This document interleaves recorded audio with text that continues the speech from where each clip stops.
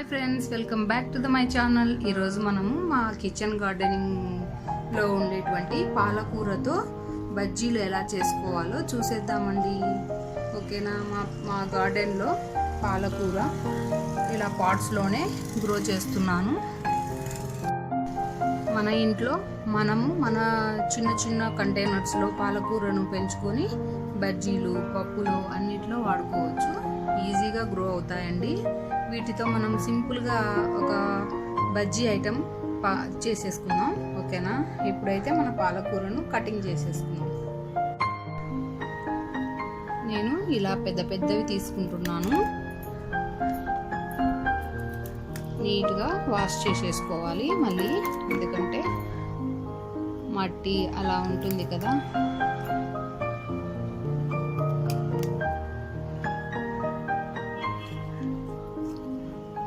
ఆకుల వరకే తీసేసుకుంటూ ఉంటే కింద నెక్స్ట్ ఇలా మళ్ళీ చిన్న చిన్న ఆకులు పెద్దవైపోతాయండి. సో మనము పెద్ద పెద్ద ఆకులను కటింగ్ చేసేసుకున్నాం.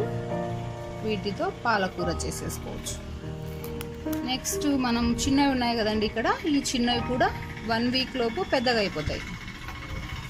ఇలా మనకు ఒక 3-4 పాలకూర చెట్లు ఉన్నాయంటే కంటైనర్స్లో ఈజీగా మనకి మంత్లీ అంతా ఆకుకూర కొనకుండా యూజ్ అవుతుంది అనమాట మన కంటైనర్స్లో ఉండే పాలకూరని.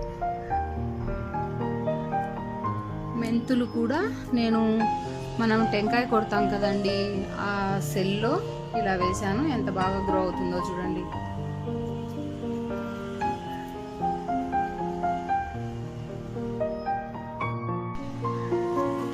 గార్డెన్లో అక్కడక్కడ ఒక 5-6 పాలకూర చెట్లు ఉన్నాయండి. వీటిని ఇలా కట్ చేసేసుకొని మనం మా ఇంటి వరకు సరిపోతాయండి. అలాగే ఇక్కడ పప్పయ్య చెట్టు కూడా ఉంది చూడండి.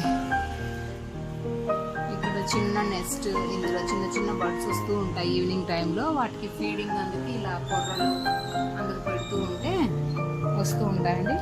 మనకి ఇప్పుడు ఈ పాలకూర సరిపోతుంది. నీట్గా వాష్ చేసుకొని బజ్జీలు వేసేసుకున్నాము.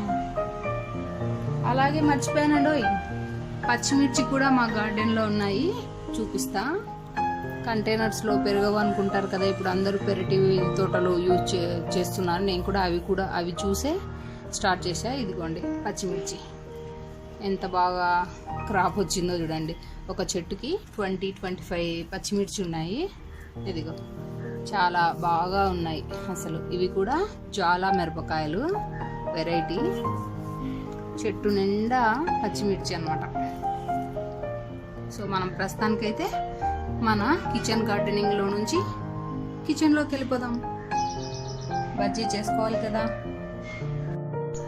బర్డ్స్ సౌండ్ వినిపిస్తుందా అండి మీకు? నేను ఇక్కడ నిలబడినా కదా, అవి తినడానికి భయపడుతున్నాయి. సో మనం వెళ్ళిపోదాము. అవి కొర్రలు ఇక్కడ పెట్టాం కదా బాక్స్లో, అవి రోజు తినడానికి వస్తాయన్నమాట.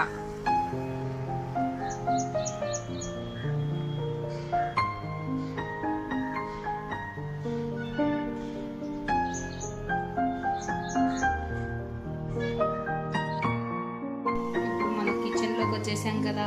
మన పాలకూరను నీట్గా వాష్ చేసేస్తాం.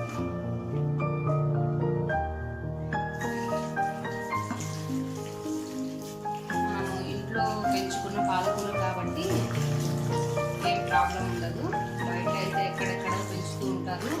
సో జబ్బులు రావడానికి కూడా ఎక్కువ వీటి నుంచి అవకాశం ఉంటుంది. సో మీరు కూడా మెల్లగా మనం చిన్న చిన్న గార్డెనింగ్స్ ఇంట్లోనే వెజిటబుల్స్ ఇలాంటివి కాకపోయినా ఆకుకూరలు ఇలాంటివి గ్రో చేసుకోవచ్చు అన్నమాట.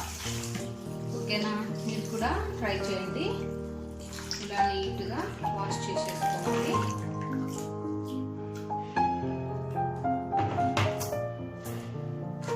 వీటిని మనం బజ్జీలు వేసేసుకున్నాము.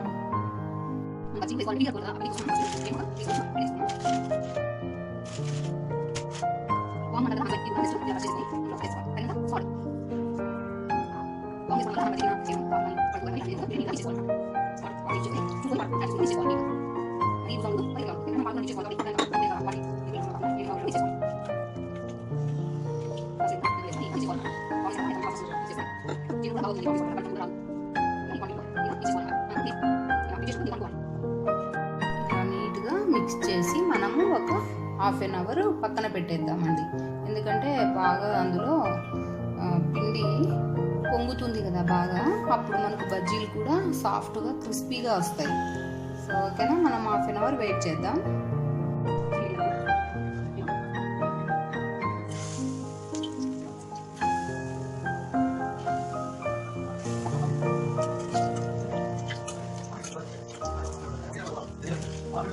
ఇప్పుడు మనకెంతో ఇష్టమైన పాలకూర బజ్జీలు తయారైపోయాయి. ఎంతో టేస్టీగా ఉంటాయి. వీడియో నచ్చినట్టయితే లైక్ చేయండి, షేర్ చేయండి, సబ్స్క్రైబ్ చేసుకోండి.